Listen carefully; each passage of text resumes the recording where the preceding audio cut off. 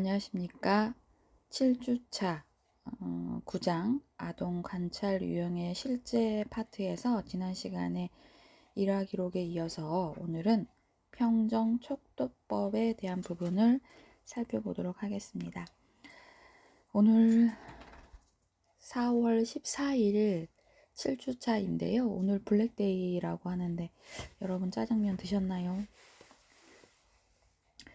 저희 때는 그 4월 14일은 짜장면 먹는 날, 그래서 옷도 검정색 옷, 뭐 이렇게 블랙 코드로 드레스 코드를 맞춰서 먹는 것까지도 까만 거 먹자 이런 의미 없는 이런 에피소드가 있는데 여러분 세대는 그런 게 있는지 모르겠네요.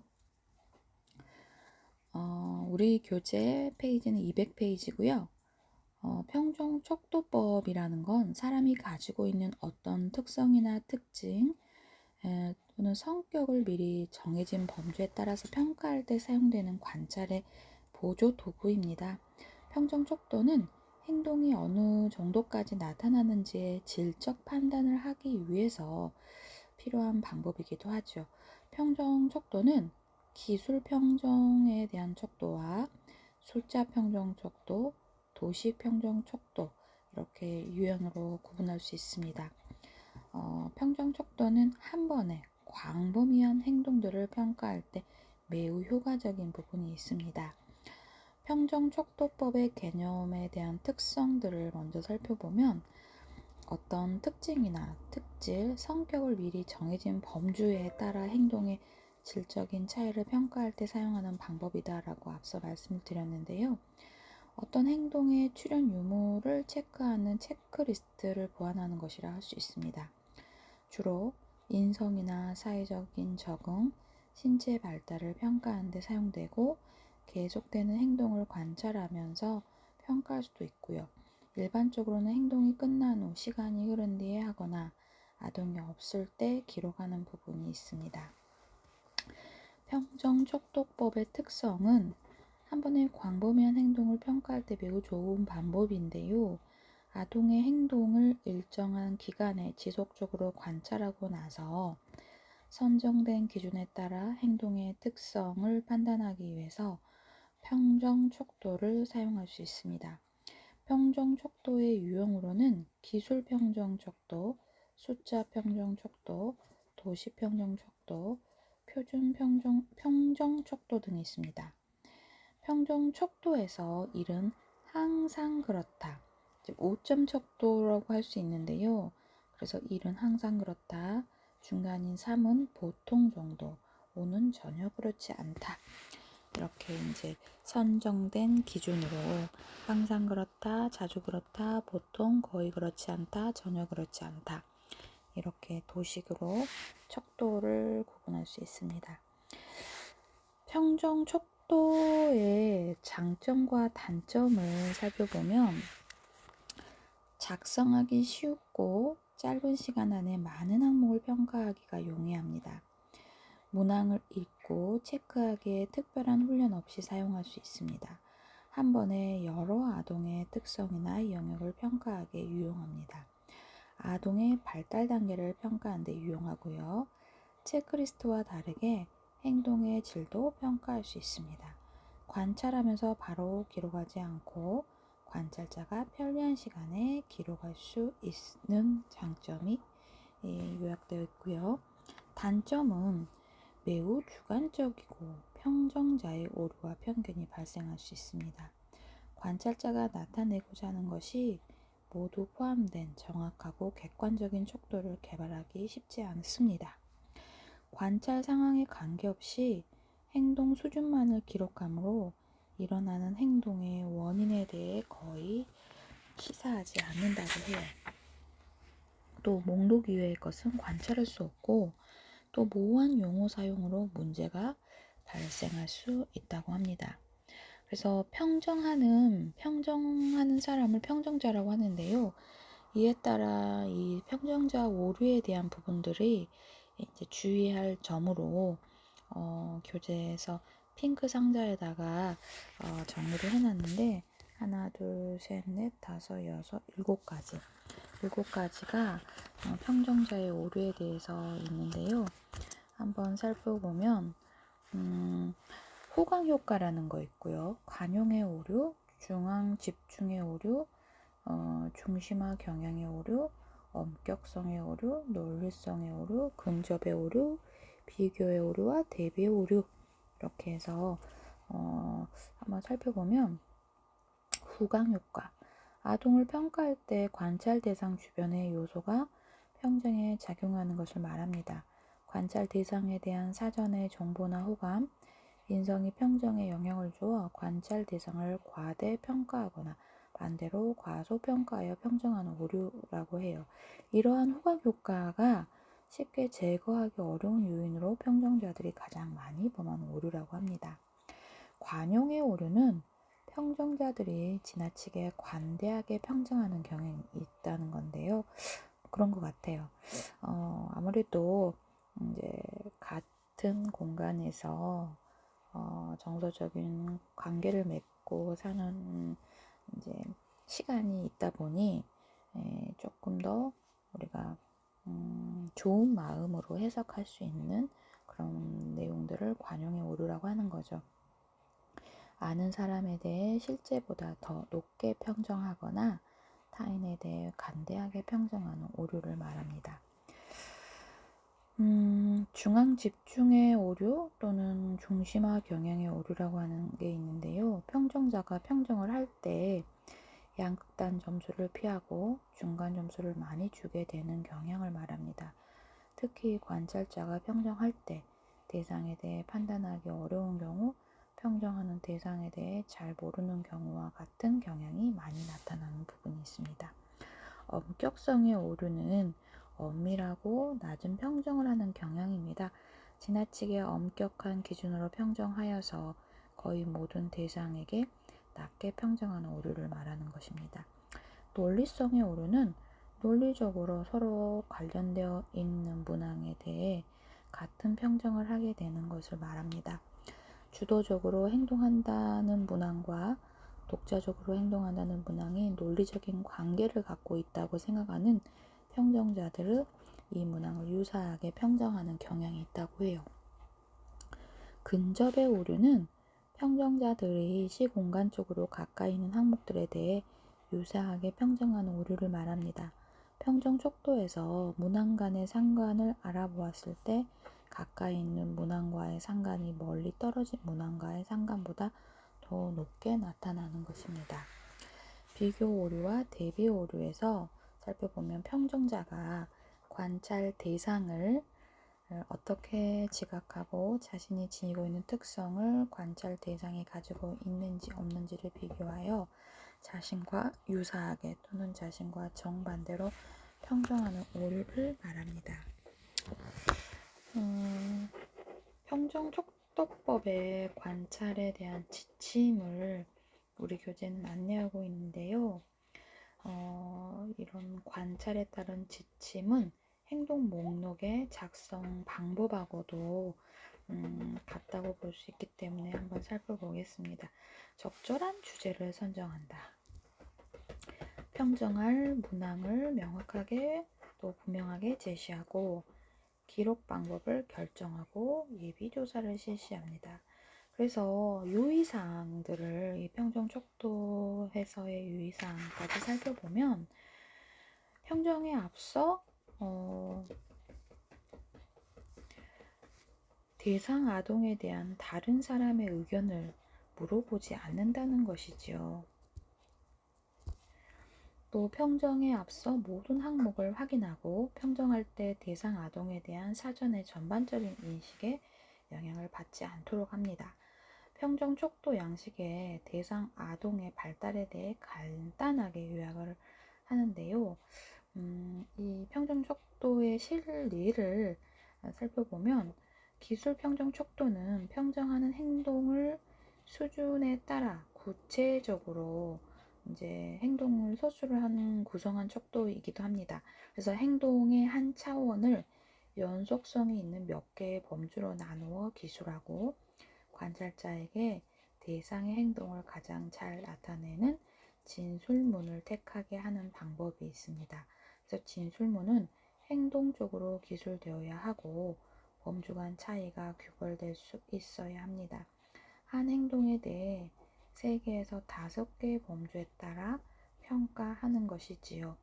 그림에 관한 아동의 관심은 어떠한지 평정하시오. 그래서 그림책을 읽기 시작하면서 자리를 떠난다. 그림책을 읽는 동안 움직이지 않고 놀잇감을 가지고 논다. 그림책을 읽는 동안 보여주는 페이지를 쳐다보지만 흥미를 가지지 않는다. 관심을 약간 가진다. 관심을 많이 가진다. 이렇게 기술 평정 척도의 예를 살펴봤고요. 이제 우리 교재 205페이지에 기술 평정 척도의 예시 두 번째, 그다음에 청동 척도에 의해서 이제 차례 지키는 행동이라든지 상황에 맞게 바른 태도로 말하는 거에 대한 기록을 체크하는 거라든지, 그래서 아동의 쓰기 행동에 평가하는 데 사용한 기술 평정 척도의 예로 이제 그 쓰기도 사용하기에 대한 체크하시오라는 부분이 있는데요.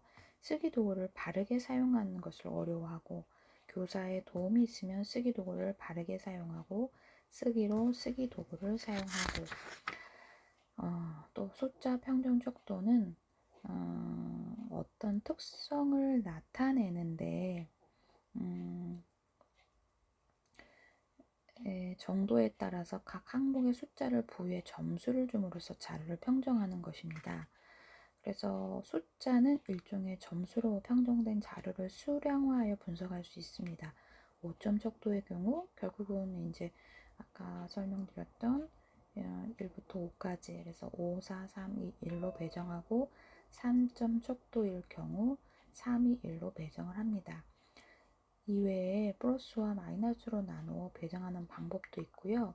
관찰자는 측정되는 행동에 대해 가장 적절한 숫자를 선택합니다.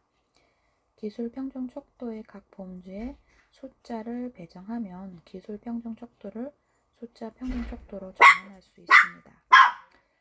숫자 평정 척도에 대한 예가 206페이지와 또 207페이지의 읽기 특성에 관한 숫자 평가 척도 접해서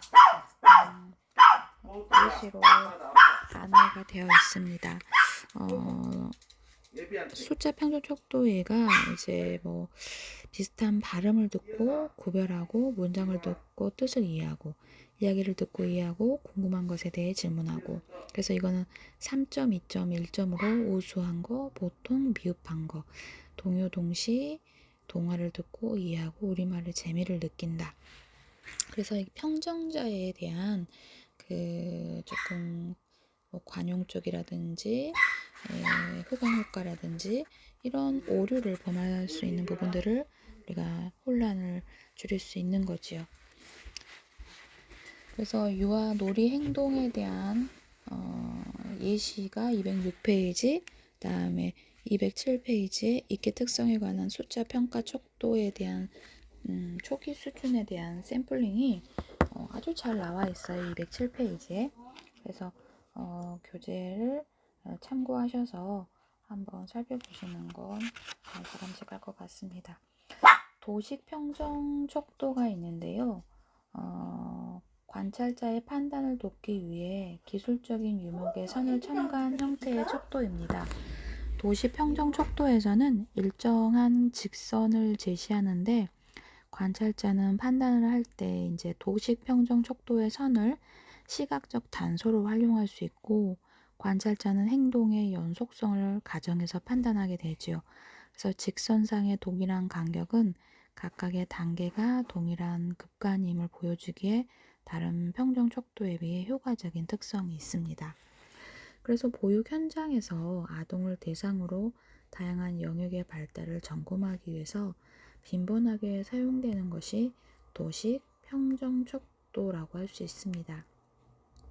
그 예를 한번 살펴보면 교사, 유아의 과제 수행 능력에 대해 해당하는 체크 5점 척도로 매우 그렇다, 약간 그렇다, 보통이다, 거의 그렇지 않다, 그렇지 않다. 이제 뭐 여러분들도 설문을 하시지만 또 그 교사가 되셔도 아이들을 이렇게 설문을 하시는 기회들이 되게 많으실 거예요. 이제 그럴 때 이제 평정도의 오류를 조금 더 줄여서 정확한 데이터가 나올 수 있게 하시는 건 바람직할 거라고 생각합니다. 그래서 교사의 지시를 주의 깊게 듣는다. 교사의 지시에 따른다. 과제에 집중한다. 과제를 끝마친다. 과제를 열심히 한다. 또래와 협동하여 과제를 한다. 혼자서 과제를 할 줄 안다. 이렇게 해서 도시평등척도의 예를 살펴보았고요. 약간은 좀 전에 거는 유아에 대한 도시평등척도라면 영아에 대한 그 척도에 대한 부분은 전혀 그렇지 않다, 다소 그렇지 않다, 보통이다, 다소 그렇다, 매우 그렇다. 그래서 2세 여아에 대한 놀이의 규칙이 있음을 알고 규칙에 따라 놀이하고 놀이기구와 놀잇감을 안전하게 사용하고 이런 내용들을 영아 행동에 대한 문항들을 이제 그 5점 척도에 해당되는 부분들을 체킹할 수 있습니다. 표준 평중 척도는 그 표준의 평중 척도의 관찰자가 평중 대상을 다른 일반 대상과 비교할 수 있도록 구체적인 준거나 표준을 제시하는 방법입니다. 각 범주를 보다 객관적인 유목으로 기술한 형태로 숫자 평정 척도나 도시 평정 척도와 함께 사용된다고 교재는 안내하고 있고요. 최상위는 5%에 속하, 상위는 20%, 중간은 50%, 하위 20%, 최하위 5%에 속하는 내용들이 안내가 되고 있고요. 표준 평중 척도의 예로 어휘 구사력, 의사소통 능력, 문장력, 언어 이해력 이렇게 해서 최상위 5%에 속하는 부분, 최하위 5%에 속하는 부분, 그래서 이 이제 그 표준 평중 척도에 대한 숫자 평정 척도와 도시 평정 척도에 대한 부분을 함께 사용할 수 있다라는 부분이 우리 교재 209페이지에 안내가 되어 있습니다. 시간 표지법을 살펴보겠습니다. 시간 표지법은 지정된 시간 안에서 행동의 빈도를 기록하기 위해 이용됩니다. 그래서 관찰자는 관찰 대상의 어떤 행동이 관찰될지, 시간 범위를 어떻게 할지, 행동을 어떻게 기록할지를 미리 결정합니다. 또한 관찰이 일어날 당시 관찰 시간 이외에 보이는 행동은 제외하게 됩니다. 시간 표지법의 개념에 대한 특성을 살펴보면 정해진 시간 안에 관찰하고자 하는 행동이 얼마나 자주 일어나는지 기록함으로써 아동의 행동 발달을 관찰하고 기록하는 방법이죠. 시간 표지법은 짧은 시간 동안 나타나는 행동을 관찰할 때 사용할 수 있는 방법입니다. 반면에 아동의 생각, 감정과 같이 행동으로 표현되지 않거나 자주 발생하지 않는 행동에 대해서는 시간 표지법을 사용하니 적절하지 않고요. 말을 못하는 영아, 장애의 행동을 관찰하기에 유용한 부분이 있습니다. 빈도기록법, 간격기록법, 시간표지법을 비교한 예가 있는데요. 빈도기록법에 대한 예가 10분 동안 발생한 공격적 행동의 횟수를 기록하고 10분 동안 사회가 발생해서 다른 관찰 기록 방법에 비해 비교적 긴 시간 동안을 기록해야 되는 부분, 또 정해진 시간 안에 행동이나 사건이 출현한 빈도, 사건 표지법과 유사한 개념, 또 간격 기록법은 관찰과 기록 시간의 간격을 일정하게 정해놓은 상태에서 기록을 합니다. 관찰 시간, 간격 중에 행동이나 사건이 출현한 빈도를 기록하게 되고, 시간 표지법은 사건이나 행동이 출현할 때까지 비교적 긴 시간 동안 기다리다가 발생하면 기록을 합니다. 전에 반응이 나타난 시간의 비율을 기록하게 되는 부분이 시간 표지법입니다. 시간 표지법의 장점은 다른 관찰 유형보다 관찰자 간 신뢰도와 객관성이 높다라는 부분입니다. 대표성을 가지고 있고 수령화가 용이해서 통계 처리가 가능합니다. 짧은 시간 내에 많은 정보를 얻을 수 있고 여러 명의 아동을 관찰할 수 있습니다. 서술적인 관찰 방법에 비해 효율적으로 관찰할 수 있으며 쉽고 빠르게 기록할 수 있습니다. 행동이나 사건 발생 빈도를 파악함으로써 행동 수정의 목표를 정하는 데 유용합니다. 또 일상생활을 방해하지 않고 자연스러운 상황에서 관찰 가능하고요. 기록과 채점이 가능합니다. 단점을 살펴보면 일반적이고 높은 빈도로 나타나는 행동만을 기록할 수 있습니다. 단편적인 정보만을 얻을 수 있고 외연적 행동만을 기록할 수 있습니다. 기록 체계에 따른 기록이 아닐 경우 인과관계를 알 수 없고요. 특정 행동에만 초점을 두기 때문에 아동 간 상호작용을 기록할 수 없습니다. 관찰을 시작하기 전에 많은 준비를 해야 하고요. 또 영어를 명확히 이해하는 단점이 있습니다. 시간 표지법에 대한 관찰을 할 때 지침이 있는데요. 그 지침을 살펴보면 관찰의 목적을 분명히 정한 후 실시한다. 자주 나타나는 행동을 관찰한다. 관찰이 가능한 행동을 선정하고 총 시간과 시간 단위를 정하고 관찰 대상을 정하고 관찰 기록 부호를 미리 정하고 양식을 만들어 사용하고 양식의 여백을 비워둡니다.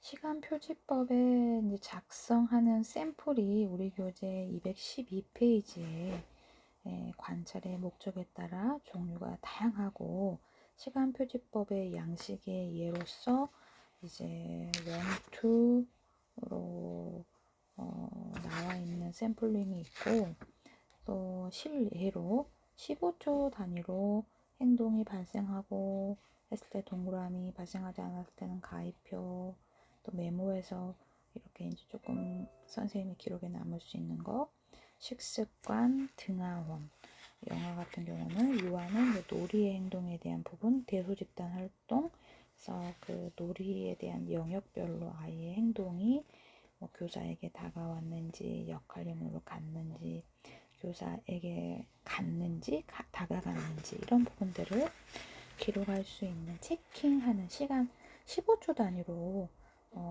이제 체킹하는 부분입니다.